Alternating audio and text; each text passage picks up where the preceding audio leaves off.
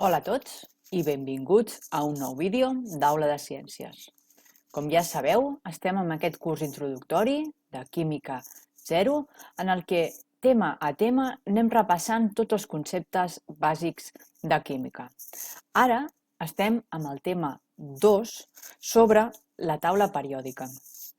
I a continuació el que farem serà resoldre un seguit d'exercicis que teniu disponibles al link que podeu trobar a la descripció i l'ideal seria que vosaltres intenteu fer aquests exercicis pel vostre compte i després podeu veure aquest vídeo amb totes les solucions i resoldre els vostres dubtes. Comencem!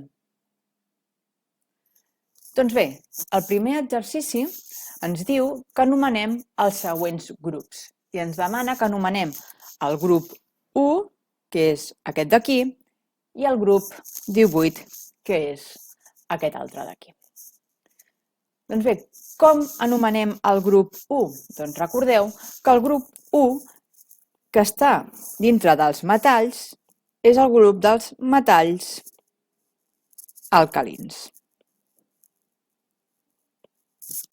I el grup 18, que hem dit que és el que està més a la dreta de la taula periòdica, recordeu que és els gasos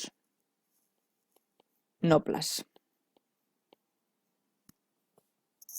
Anem a veure què ens demana en el següent exercici, en l'exercici 2. I en l'exercici 2 ens demana que omplim els següents buits. Ens diu, la taula periòdica s'ordena en i grups. Doncs en què s'ordena la taula periòdica? Doncs recordeu que la taula periòdica s'ordena en períodes i grups. La següent frase ens diu, a la taula periòdica es col·loquen els de cada element que serveix per reconèixer l'element i també sol aparèixer el nom a sota.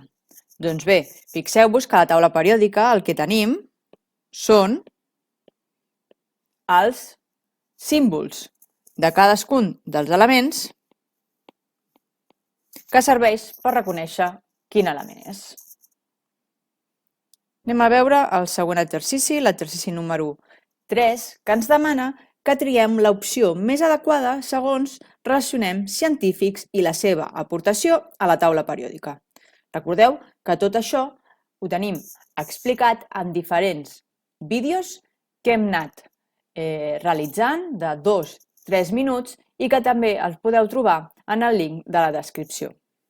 Doncs bé, ens diu que l'opció A ens diu que Moseley, el nombre atòmic, Newland, volums, Meyer, pes atòmic, d'Oberbein, hélice tel·lúrica.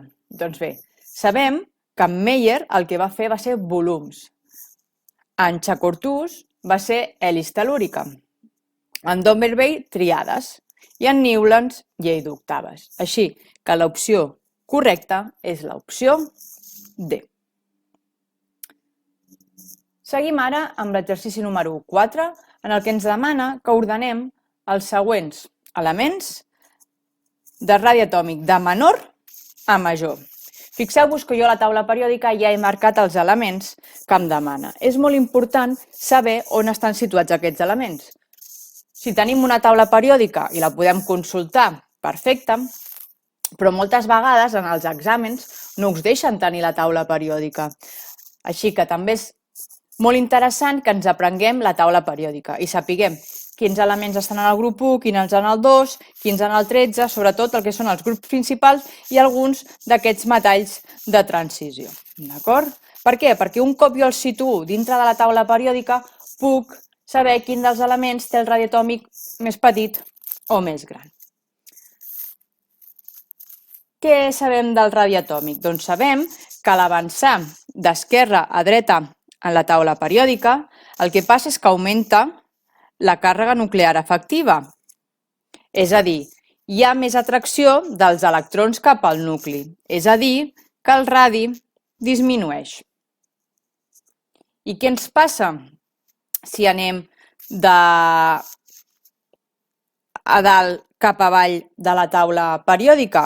Doncs que augmenta N, el número de capes d'electrons. Això el que fa és que també augmenti el radi.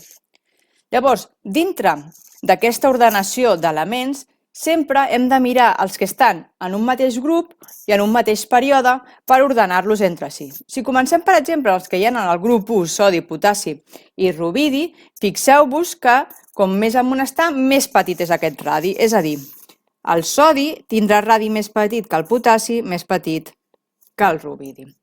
I pel que fa entre el sodi, el magnesi i el fluor, que encara que el fluor no estigui en el mateix grup, però està en el mateix període, està en el període de dalt i està molt a la dreta, podem dir que el fluor serà el que té el radi més petit, després el potassi, després el magnesi, perdoneu, i després el sodi. Doncs tenint això, jo puc dir que l'ordenació de radi més petit a més gran serà fluor, magnesi, sodi, potassi, rubidi.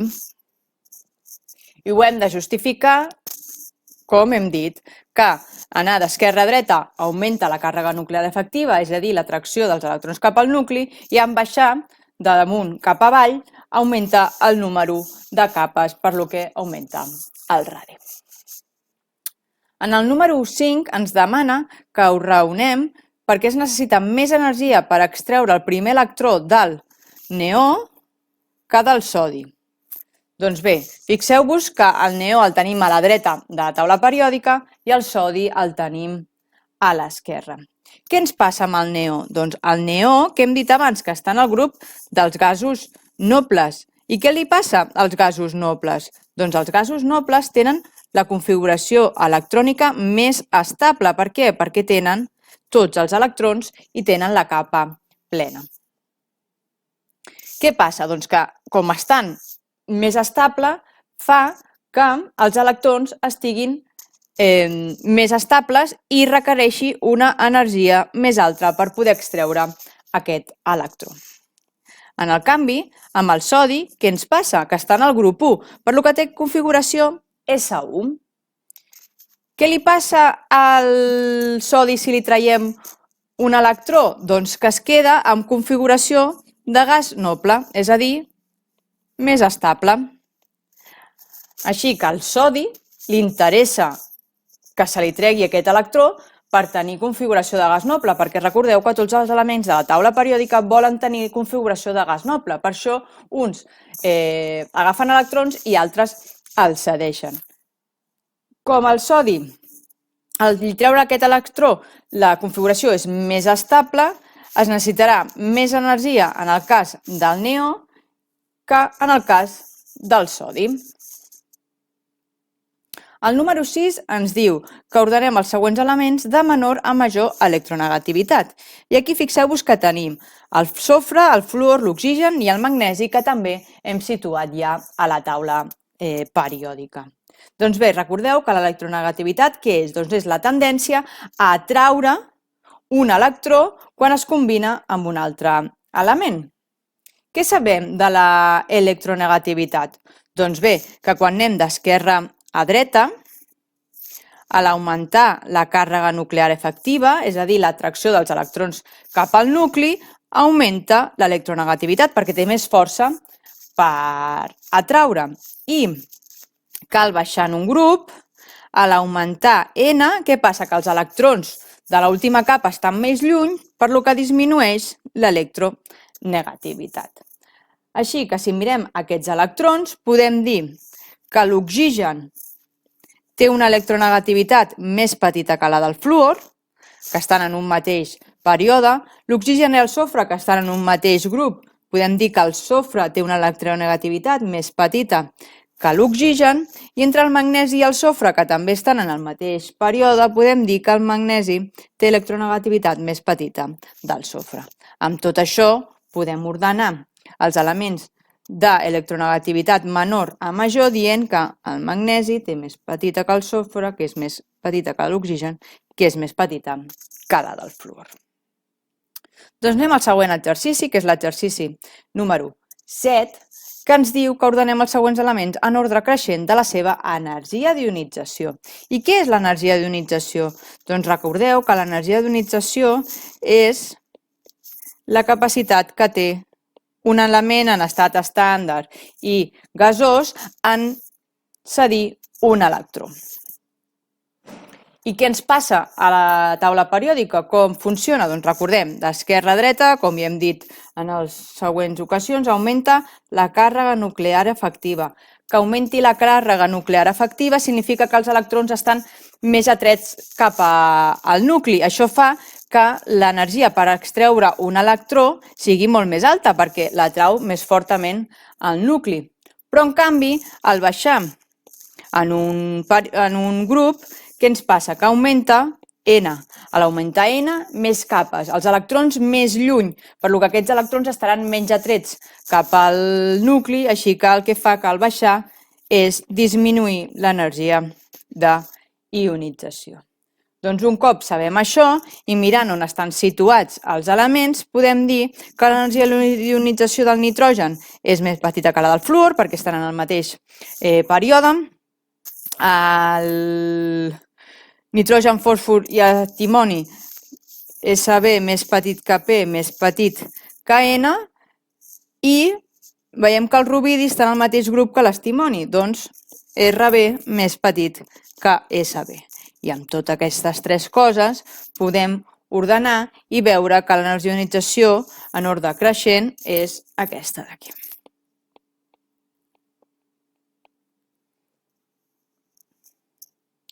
Molt bé, doncs anem cap al penúltim exercici, que és l'exercici número 8, que fixeu-vos que ens demana que també els ordenem de menor a major en energia d'ionització. Doncs a la igual que en l'altre exercici, l'exercici anterior, anem mirant. Doncs, per exemple, el calci i el magnesi, Ca més petit que Mg. I bor, nitrogen, fluor, bor més petit que el nitrogen, més petit que el fluor. Amb tot això podem dir que els elements ordenats de menor a major energia d'ionització són calci, magnesi, bor, nitrogen, fluor. Doncs 9. Quin element té major afinitat electrònica, el beril·li o el nitrogen? Justifica la teva resposta. Doncs el beril·li el tenim aquí i el nitrogen el tenim aquí. Fixeu-vos que els tenim en el mateix període. Doncs bé, el beril·li quina configuració electrònica té? Doncs el beril·li té configuració S2 i el nitrogen té configuració S2P3. Què és l'afinitat electrònica? Doncs recordeu que l'afinitat electrònica és la capacitat d'atraure un electró. Doncs bé, sabem que com més a la dreta de la taula periòdica anem, més capacitat de tenir electrons. Sabem que els elements de la dreta, que són els no metalls, tenen més capacitat de ser un anió, per lo que han més capacitat d'atraure aquest electró. A part, fixeu-vos que el beril·li té la capa plena, el que fa que sigui més estable. En canvi, el nitrogen té una capa semiplena, Sp3, el P3 és semiplena, té més capacitat d'atraure l'electró. D'acord? I així podem justificar aquest exercici número 9 de quin element té major afinitat electrònica, si el beril·li o el nitrogen. En aquest cas, el que té més capacitat és el nitrogen. I, com heu vist, ho hem justificat no per la seva posició només a la taula periòdica, sinó per la seva configuració electrònica. Són els 9 exercicis que teniu per practicar i, com us he dit abans, lo interessant és que els intenteu fer pel vostre compte i després veieu aquest vídeo per veure si està bé o veure l'explicació, si és realment el que heu fet vosaltres o no. Seguiu tenint dubtes amb aquests exercicis? Em podeu enviar un correu a aida.aulaciències@gmail.com, que també trobareu el meu correu aquí a la descripció. I si voleu seguir practicant amb més exercicis, recordeu que també podeu trobar més exercicis addicionals extras a la meva pàgina web, que també teniu el link a sota a la descripció. Moltes gràcies per aprendre química amb nosaltres i recorda que si t'ha agradat aquest vídeo, dona-li el like, comparteix i comenta. Ens veiem en el proper vídeo.